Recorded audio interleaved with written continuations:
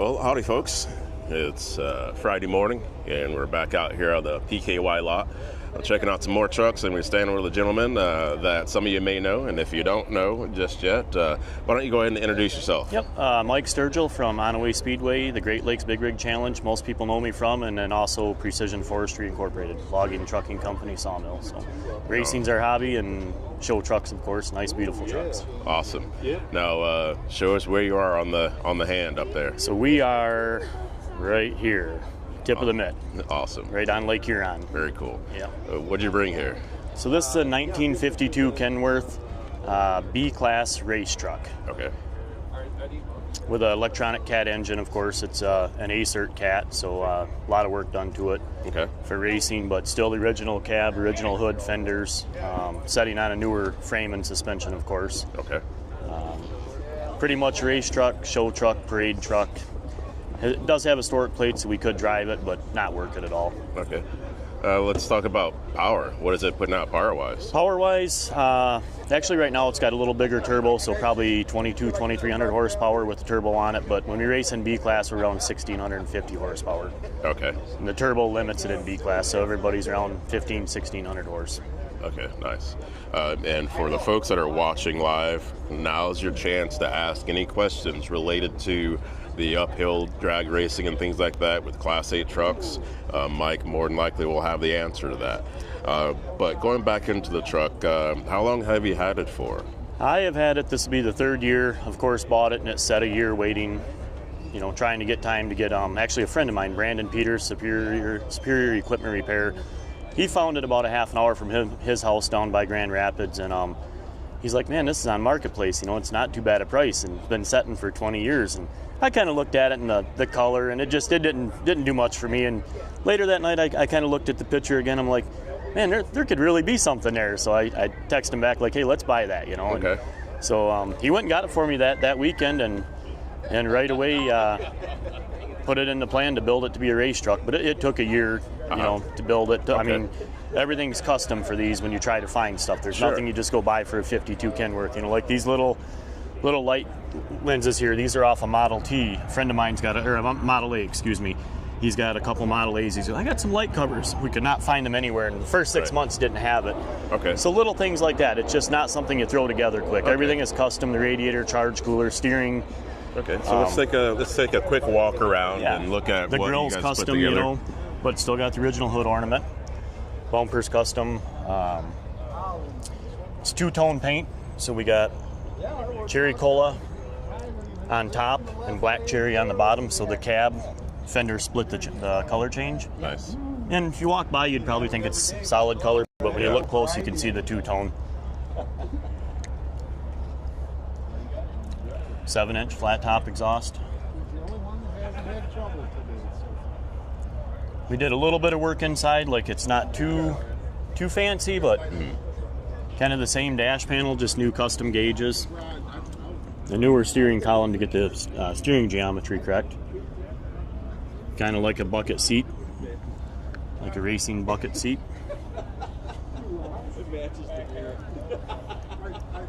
We kind of keep it bare. We're trying, for racing, we want to keep the truck light, so there's no insulation, just the original skin of the roof and the back panel. Like we didn't do too much for interior, trying to keep it light. It's more of a race truck than anything. Sure. Of course, we do a lot of modifications with the suspension for racing. Same back here, just keep it simple, just a couple lights. Okay.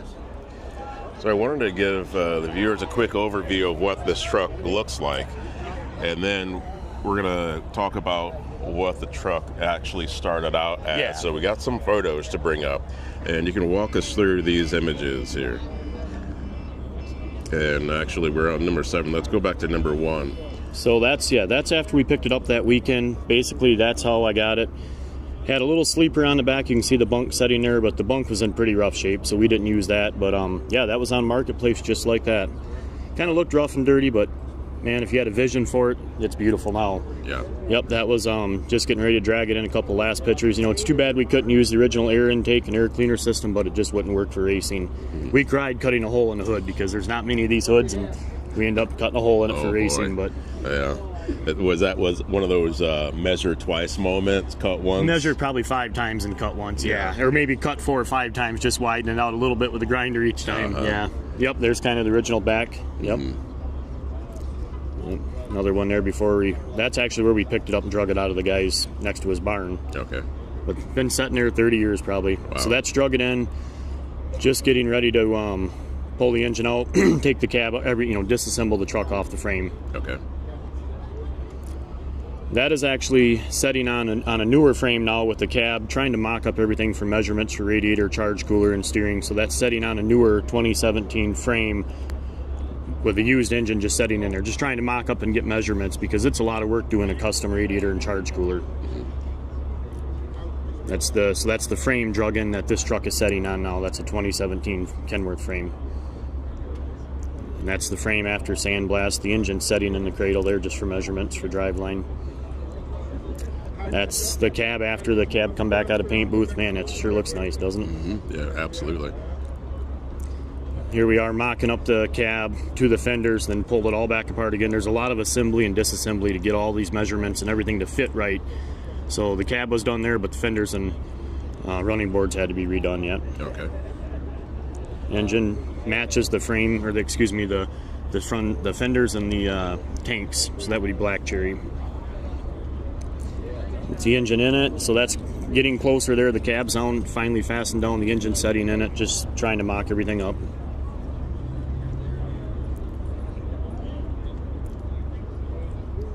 And then that would be the frame before the engine was put in, but the fenders are on it, all the drive lines complete, ready for assembly. The dash panel, actually we got that dash panel from Rockwood. We sent our original one in, and whether he refinished it or made us one, but it's perfect. Engine ready to go in. Yep, we talked about that. Yep. That was I believe our first outing with it in Quebec. And actually the engine locked up that weekend. It spun a bearing, but we had a good time for a few races. Oh, gee. So a good launch there. Another good launch there. Yep, that was literally we only got a few races that day and the engine locked up. Just, it happens, You're putting everything, testing it to the limits. Yeah. And while we're on the topic of racing, we're just going to segue to your show. Yes. One of them. The big show. The spring show is the big show. For anybody not aware, we host and own the track for the Great Lakes Big Rig Challenge. I mean, if you're into any type of racing, motorsports, trucks, live entertainment, it's the place to be for Memorial Day weekend. This is our 8th year of doing it. It's gotten better every year. Chris, you've been there yourself a couple times. We hope to see you back. But it's hard to explain. You could go on YouTube and type in Great Lakes Big Rig Challenge or some awesome videos, but being there in person. Absolutely. So back out live here, let's talk about racing and some of the things that you guys have done, what you can share that's not top secret when it comes to putting together a truck like this for racing. Probably the biggest thing nowadays is, there's so much technology in the turbos, the injectors, probably the spray pattern, the injector, the piston bowl design. There's a lot of work in the heads, the port work in the heads. That's probably like the stuff that we're finding more and more horsepower each time. I would say injectors, ECM, port work, piston design. There's a lot of custom stuff with clutches going on. Of course, transmissions. I mean, 10 years ago you could bolt a stock transmission, go race and win. Now you have to have custom gears, custom shaft. I mean, it's a lot of money, a lot of time into engineering and designing these transmissions, What sort of customizations are going into those items, that we may not realize that you guys are doing? Well, like your bigger valves, port work on the valves, there's a lot of design I know is in the bowl of the piston, like how the fuel sprays into the bowl of the piston and ignites to get the proper, so you want to burn the fuel in the combustion and not out the exhaust. So you're trying to maximize that, how the injector's spraying fuel, so you'll have a custom injector tips, custom piston design. You want the air to flow through the head as smooth as you can, and a cast head is porous and rough, so you're trying to do as much port work to get the air to flow free as it can. Okay. The turbos are just so much technology. It's not just a compressor wheel spinning anymore. It is, but it's not. They're just measuring things so tight, and you're polishing and trying to get as smooth as finish you can get there also. And then the same with the transmission, all custom gears. You want to be able to never let off the throttle and just bang into the next gear. Speaking of which, I've taken some rides in some of the trucks going up the hills, and those guys they're not gentle with those transmissions. And they do break a lot. I mean, it's pretty, some of the top racers, it's not uncommon to change 2 transmissions on Saturday, or one Saturday and one Sunday. So it's, wow.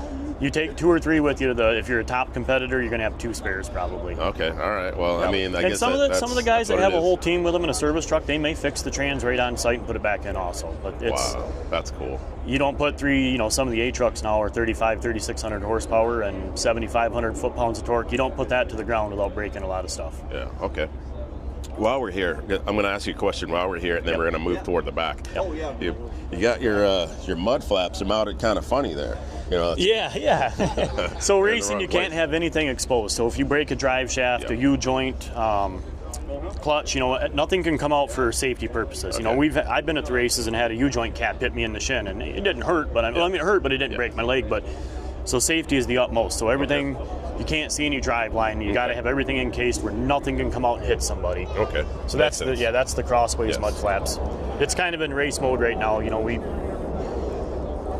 So you mentioned a custom suspension, so we're going to aim the camera in there. Can you tell us what we're looking at? So here, just a lot of guys are doing this just simple. So you have your 4 valves for your air suspension.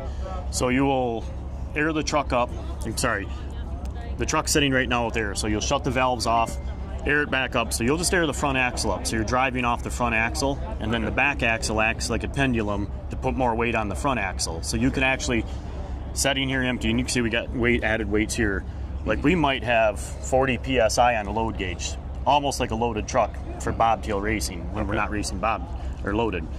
Now obviously loaded, you want everything equal, so you have the valves open, or you'll break the front drive right away, because all that torque, loaded would break it. So yeah, just playing with suspension, airing it up, trying to get the most weight, and you use the back axle as a pendulum to hang off. Okay.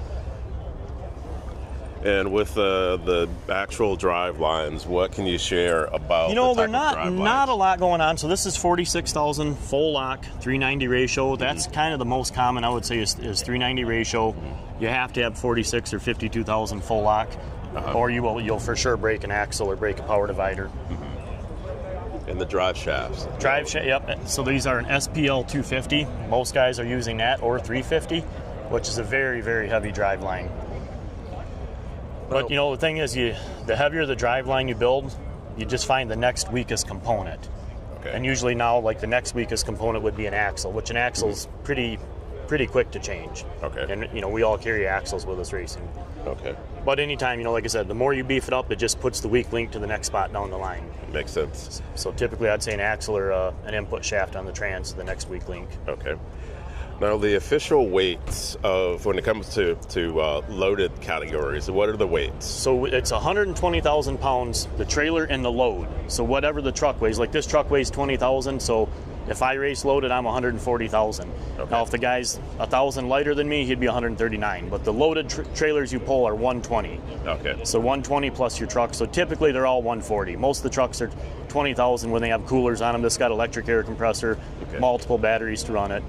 Electric fans, so there's a lot of electric, a lot of extra weight. And those are the same weights across all of the races that happen up in Canada? That's for Onaway. Boy, in Quebec, there's one race left we do the B trains loaded with lumber, so it's a 10-axle configuration. Okay. Some of the races up there now are only using 3-axle trailers or even tandem axle trailers. Okay. But it puts a show on with the heavy 140,000 versus 80,000. Sure. Okay. Well, I'm trying to think of any other questions.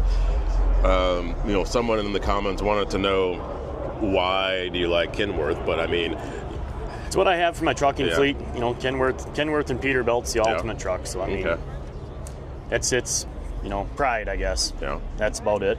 Okay. Well, before we conclude, we'll switch to another topic. Precision Forestry. Tell us about that real quick. We are a logging, trucking, and sawmill. Actually, we're putting a new saw line in right now, a new sawmill in our location.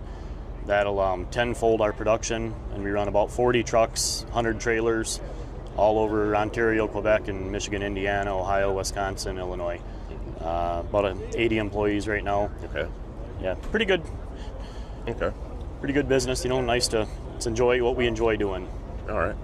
And you just happened to go from, you know, logging and forestry into racing? Or well, I'd always car racing. I was always involved in car racing and racing cars, and then a friend of mine found it on YouTube, the Notre Dame, the rodeo, which you've been there. Yep. 2014, I went up and watched, and I'm like, I've never seen or heard of anything like this. I've got to build a truck. So 2015, build a truck, and then I'm like, I got to bring this to the USA. Like, we were the first guy, you know, to host and do a truck race in the States, and I'm like, whatever it takes, we have to bring this to the USA because people just, you know, and it's basically a dream come true. You know, a lot of passion, a lot of hard work, and a lot of people behind me, not just me, but it's all come to the dreams come true. You know, now we have a great event in the States, and it's turned into it's you know, well attended. We have 100 trucks that show up. I mean, it's the place to be in the springtime.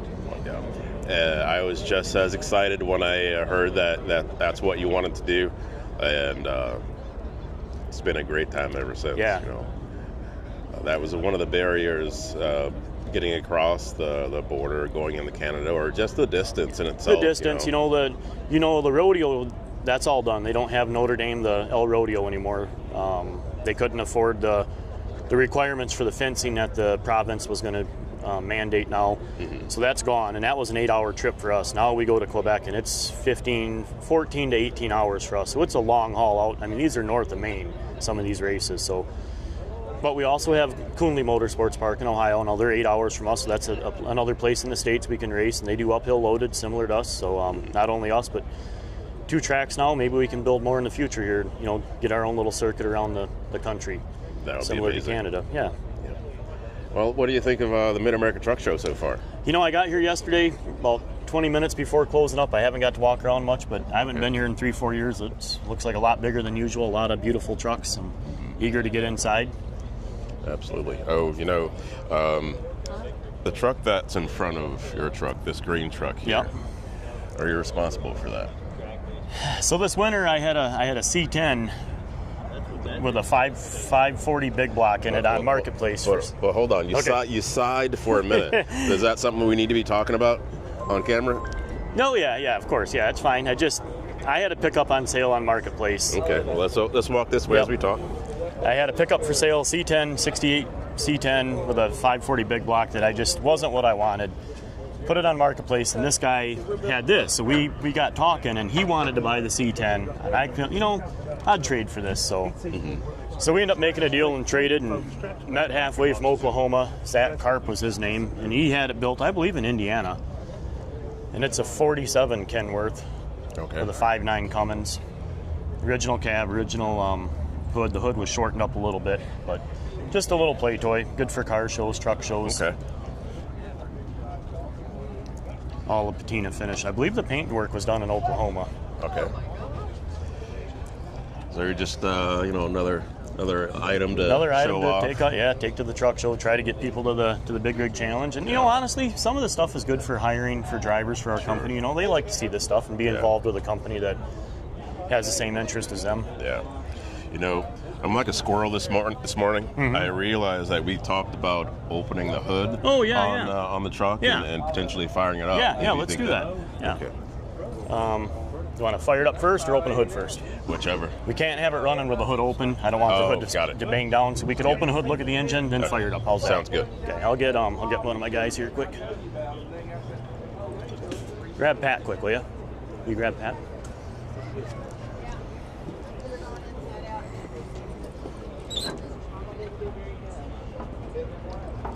Pardon me. I just had shoulder surgery. I'm getting my guy to. Okay. Just get this side quick. Oh, we can't get this side. Oh, can't get this side because the air intake. We'll open the other side. Forgot all that.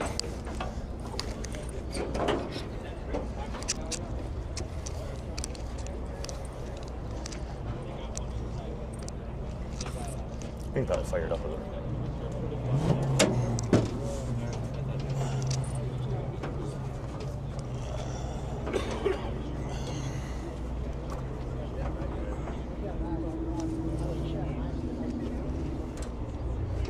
So that is an Acert C15 Cat. Of course, custom cam, custom pistons, custom injectors.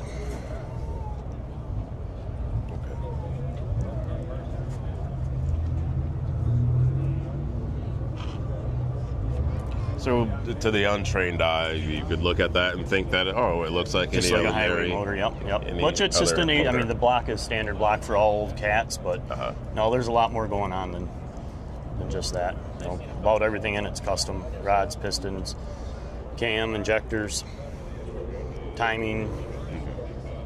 You know, custom radiator, custom charge cooler, electric fans. Now, would cat be the choice for most racing applications? Cat is the choice for most racing applications. There's a lot of engines out there for cores. The engine is, the liter cubic inch is the right size, but the internal parts are light enough that you can turn a lot of RPM with them. Where a Cummins, for instance, the older Cummins like this probably would be like a KT19 is big and heavy, and it's hard to turn that 4,000 RPM without something breaking. So these are by far the choice, and they're cheaper because there's so many. I mean, Cat literally probably made, I don't know, 3-4 million of these engines. Makes sense. The engine of choice now is like a 04 to a 07, I guess, would be the best. But 99 and up would be good. 98 and up.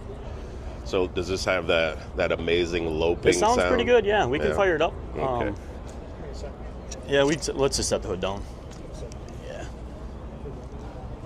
Got it.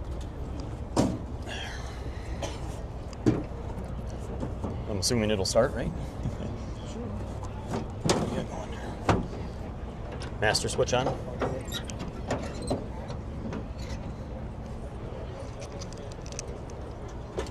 Neutral. I'll get this. Okay. You can fire it up.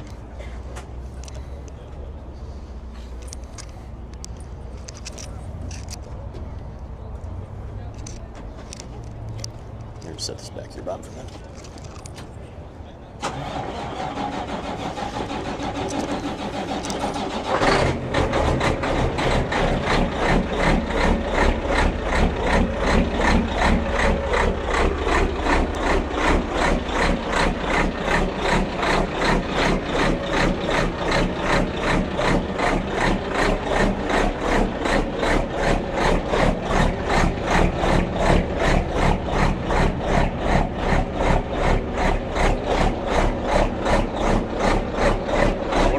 Exciting things when I went to the rodeo for the first time was walking through the pits and hearing all of the trucks idling. And never hearing it before. No, it was just amazing. And also, I'll put the camera close so we can just watch this truck.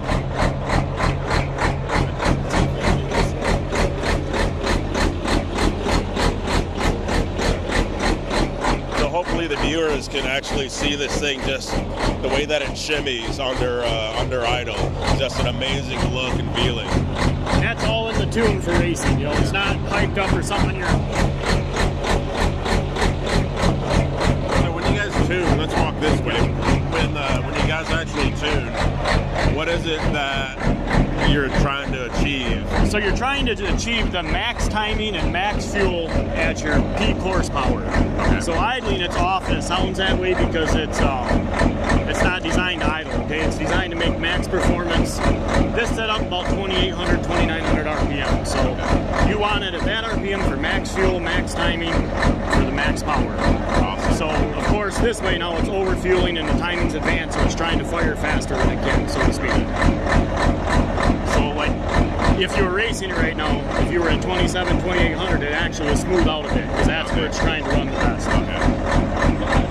So describe racing in this truck for someone that may not have an understanding what that sensation is like. It is, it's hard to explain when you take an engine that's designed to run it at 1,900 to 2,100. When you take it, and the ultimate thing is when you're staged at the light and you're 3,200 RPM and the truck is just vibrating fiercely, and you dump the clutch and you don't know if the transmission's going to fall out or if you're going to go up the hill. Like, it is the ultimate. And you got a guy next to you, you're looking over at him, is he ready? It's the ultimate. Okay. There's no better thrill in life. Awesome. And you rode in a truck loaded, Yes. you said? Yeah. Uh-huh. And I mean, you hold on because it's violent. You take off, it's not uncommon to have the front tire off the ground multiple feet. So it's... First, you gotta get shut off. No reverse, no let him. All right. Shut off.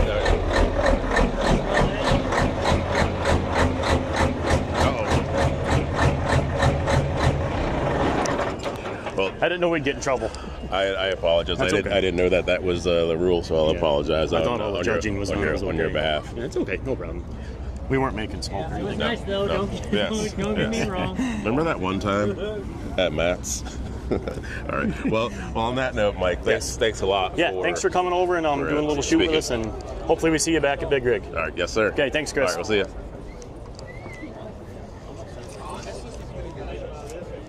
Yeah, I made to shut it off.